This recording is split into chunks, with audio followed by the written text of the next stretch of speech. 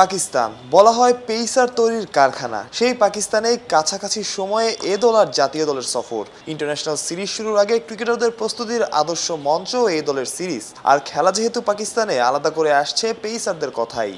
আলহামদুলিল্লাহ, আমার মনে হয় তাদের জন্য খুবই জরুরি এবং পাকিস্তানের উইকেট সবসময় পেসারদেরকে একটা বাড়তি সহযোগিতা দিয়ে থাকে এবং সেই জায়গাটা আমার মনে হয় তাদের জন্য একটা গ্রেট অপরচুনিটি।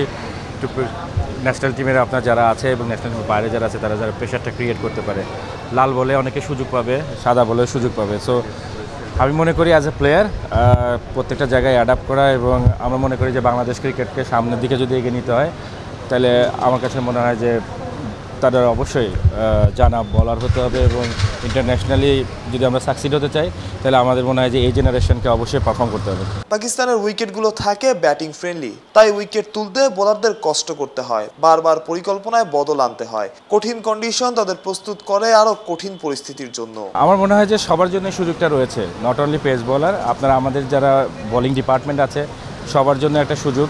পাকিস্তানের উইকেট যে সবসময় পেস বোলারদের না, ব্যাটারদের জন্য অনেক কিন্তু পয়মন্ত, এবং সেই জায়গাটাতে ভালো কোয়ালিটি বলারের এগেনস্টে ব্যাট করার যে সুযোগটা হয়তো আমাদের কম্পিটিটিভ ক্রিকেটটা নষ্ট হয়ে যাওয়ার কারণে সেই সুযোগটা হয়তো কম পায়। সেখান থেকে আমার মনে হয় যে এই প্লেয়ারদের জন্য বেস্ট সুযোগ, মানে ছেলেদের জন্য যারা নিজেদেরকে ইন্টারন্যাশনালি তৈরি করতে পারবে এবং কোয়ালিটি বলারের এগেনস্টে নিজেদেরকে দেখতে পারবে। এবং বলারদের ক্ষেত্রে যদি দেখেন, ফ্ল্যাট উইকেটে বল করার যে অনভিজ্ঞতা আমাদের রয়েছে সেই জায়গাগুলো আসলে কাটিয়ে ওঠার জন্য এই ধরনের ট্যুর অনেক বেশি প্রয়োজনীয়। ওয়ালটন এসিতে ইনস্টলেশন একদম ফ্রি। দেশে নতুনের হাওয়া, জং ধরা ক্রিকেট কাঠামো ঢেলে সাজানোর সুযোগ।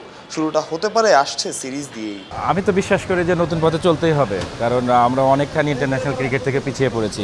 আমরা যদি সেই জায়গাগুলোতে কমপ্লিট করতে চাই আমাদের অনেক কিছু ঢেলে সাজাতে হবে। ধরেন এই টিমের ট্যুরটাকে আরও অনেক বেশি রেগুলারই করতে হবে যাতে প্লেয়ারগুলো সুযোগ পায়, এবং সুযোগগুলো যেন একই প্লেয়ার ঘুরে ফিরে না পায়, এবং সেই জায়গাগুলোতে যেন সব প্লেয়ারের সমান সুযোগটা থাকে যাতে তারা নিজেদেরকে প্রকাশ করতে পারে। এবং ইন্টারন্যাশনালি আমরা চাই, দেশের মানুষ সবাই চায় যে বাংলাদেশ ক্রিকেটটা সামনে এগিয়ে যাক, এবং যে যে জায়গায় প্রতিবন্ধকতা আছে সেগুলো কাটিয়ে উঠে আমরা সবাই আশাবাদী যে সামনের দিকে আমরা ইনশাআল্লাহ বাংলাদেশ ক্রিকেটকে এগিয়ে নিয়ে যেতে পারবো। 13 আগস্ট প্রথম আনঅফিসিয়াল টেস্ট, তারপর আরও একটা সাদা পোশাকের ম্যাচ, এরপর 3 ওয়ানডে।